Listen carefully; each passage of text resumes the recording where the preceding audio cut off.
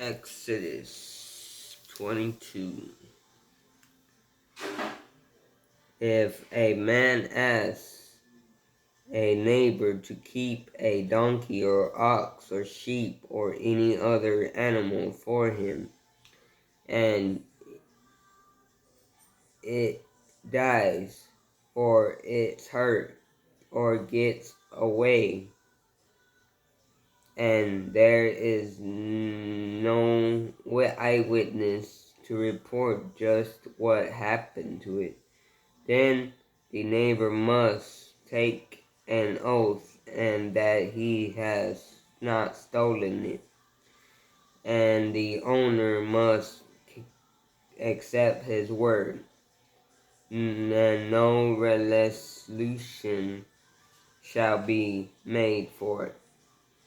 But if the animal of the prospered property has been stolen from the neighbors caring for it, the must repay the owner. If it was attacked by some wild animal, he shall bring the torn carcasses to confirm the fact, and shall not be required to make resolution.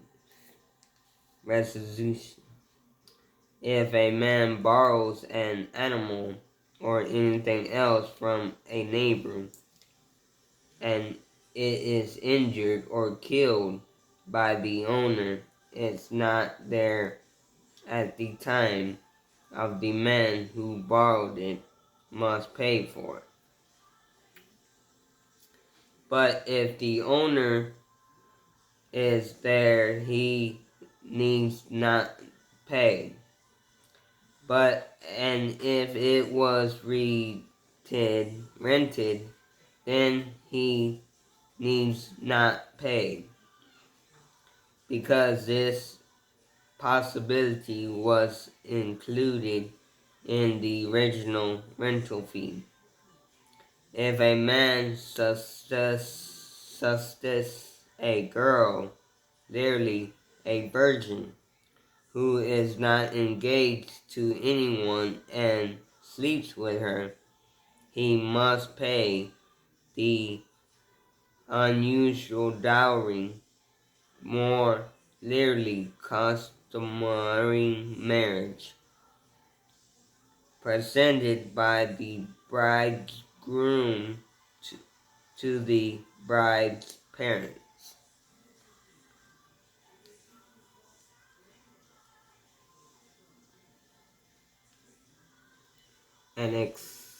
And accept her as his wife.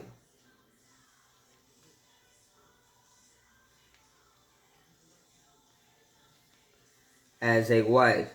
But if her father utterly refused to let her marry him, then he shall pay the money anyway. Or a score shall be put to death. Anyone having sexual relations with an animal is certainly be executed.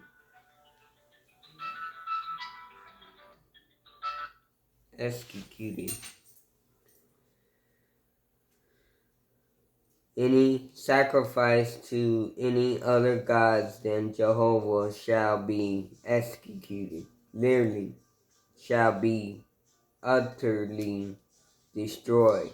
You must not oppress strangers any way. Remember, you yourselves were foreigners in the land of Egypt. You must not exploit the widows or orphans.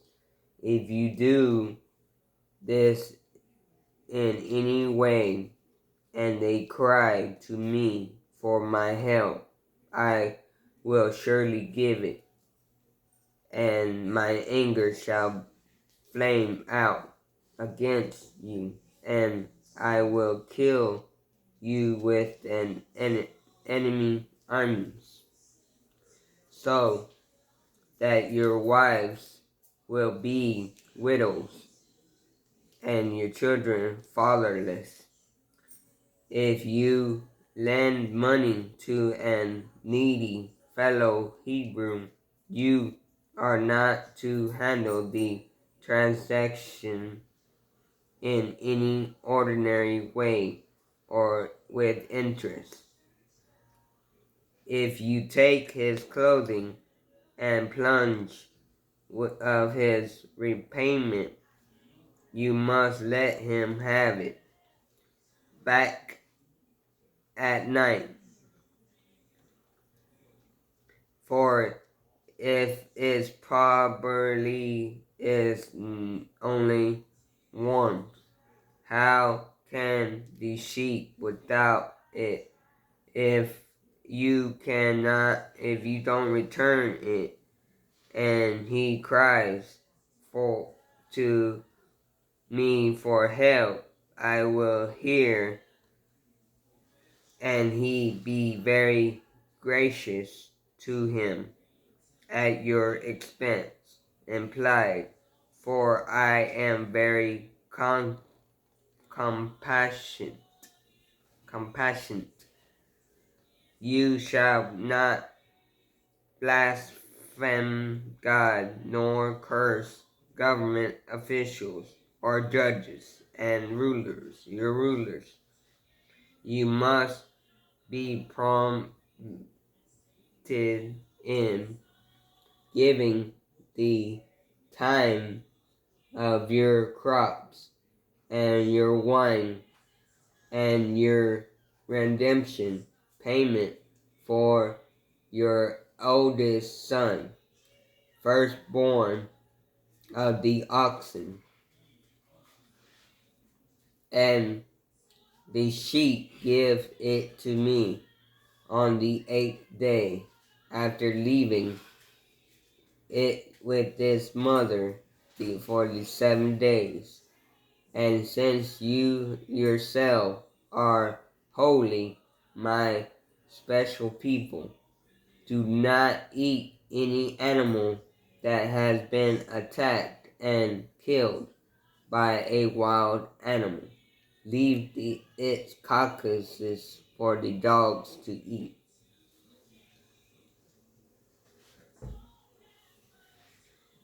Do not pass along the untruth reports. Do not cooperate with an evil man by affirming on the witness stand something you know is false. Don't join mobs intent on evil when on the witness stand. Don't be swayed in your testimony by the mood of the majority present, and do not slant your testimony in favor of a man just because he is poor. If you become up on an enemy or ox or donkey that has strayed away, you must take it back to its owner. If you see your enemy trying to get his donkey into his feet beneath a heavy load, you must not go on by, but must help him. A man perverting is no excuse for twisting justice against him. Keep far away from the false charging anyone with evil. Never let an innocent person be put to death. I will not stand for this in prayer or in taking an oath. Take no bribes for a bribe.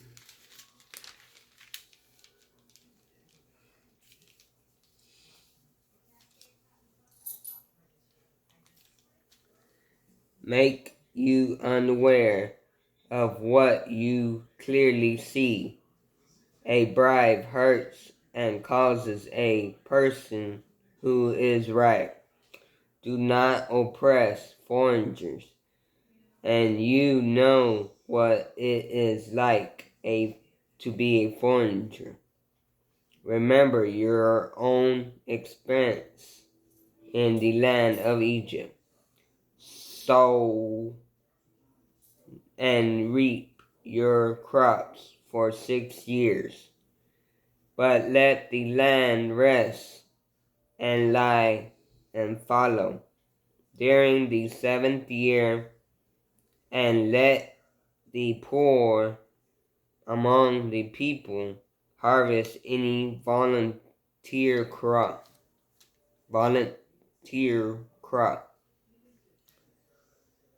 that may come up. Leave the rest for the animals to enjoy.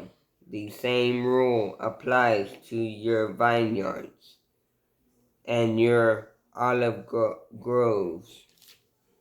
Work 6 days only and rest. The 7th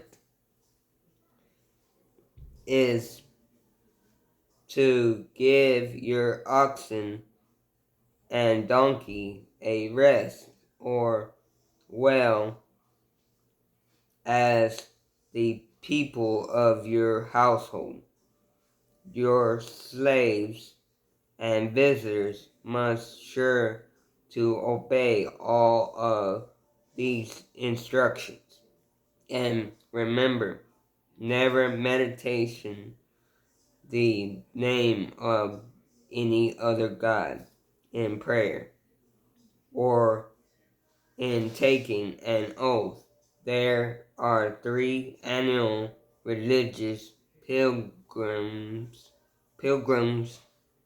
you must make, or feast you must celebrate.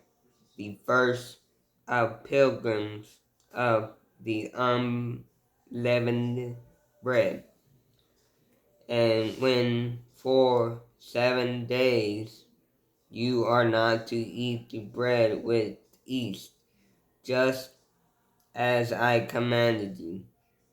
Before the celebration is to be an annual event at the regular time in March. The month you left Egypt, everyone must bring me a sacrifice at that time. Then there is the harvest of pilgrims, when you must bring to me the first of your crop. And finally, the pilgrims in gathering at the end of the harvest season. At these 3 times each year, every man of Israel shall appear before the Lord God. No sacrificial blood shall be offered with leavened bread, nor sacrificial fat shall be left unoffered until the next morning. And as you reap each of your crop, bring me the choicest sample of the first day's harvest. It shall be offered to the Lord your God. Do not boil a young goat in its mother's milk. See, I am sending an angel before you, and lead you safely and to the land I have appeared for you. Reverence him and obey all of his instructions. Do not be rebel against him, and he will not pardon your transgressions. He is my reservant. Clearly, my name is in him. He bears my name. If you But if you are careful to obey him, following all of my instructions, then I will be an enemy to your enemies. For my angel shall go before you and bring you into the land of the Amorites, Hittites, and the Pharisees, and the Canaanites, and the Hittites, and the Jebusites, to live there, and I will destroy those people before you. You must not worship the gods of these other nations, nor sacrifice to them any way, and you must not follow the evil example of those heathen people. You must utterly conquer them and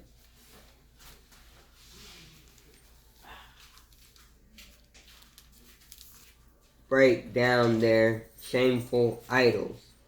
You shall serve the Lord your God only. Then I will bless you with food and water, and I will take away sickness from among you. There I will be a miscarriage. There will be no miscarriages nor burdens throughout the land, and you will live out the full guac of the days of your life. The terror of the Lord shall fall up on all the people whose land you invade. Then they will flee before you, and I will send hornets to drive out the Hittites and the Canaanites and the Hittites before you. I will not do it all in 1 year, for the land would become a wilderness, and the wild animals would become too many to control. But I will drive them out and little at a time until your population has increased enough to fill the land. And I will set your enlarged boundaries, boundaries, and from the Red Sea of the Philistines coast, and from the southern desert as far as the Egyptian river, and I will cause you defeat, and the people now living in the land, and you will drive them out ahead of you. You must make no covenant with them, nor have anything to do with their gods. Don't let them live among you, for I know that they will infect you with their sins of worshiping false gods, and that they would be utter disaster to you.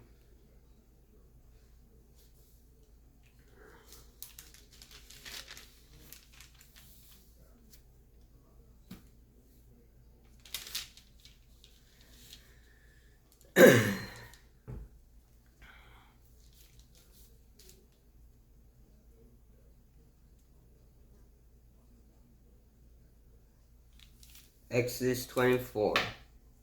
The Lord now instructed Moses, come up here with Aaron and Nadab and Abihu,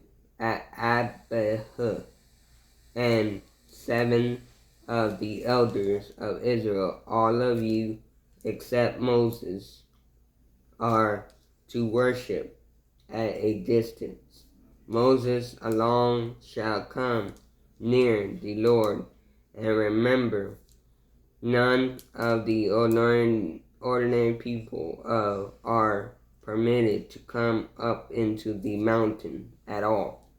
Then Moses announced to the people all the laws and regulations God had given him, and the people answered and answered, we will obey them all. Moses wrote down the laws, and early the next morning he built an altar at the foot of the mountain with 12 pillars around their altar, because there were 12 tribes of Israel. Then he set some of the young men to sacrifice the burnt offerings and the peace offering to the Lord. Moses took half of the blood of these animals and drew it off into basins, and the other half he splashed against the altar. And he read to the people of the book he had written, the book of covenant, containing God's directions and laws. And the people said again, who solemnly promised to obey every one of these rules. Then Moses drew the blood from the basins towards the people and said, the blood confirms a seal, and the covenant of the Lord has made with you in giving you these laws. Then Moses and Aaron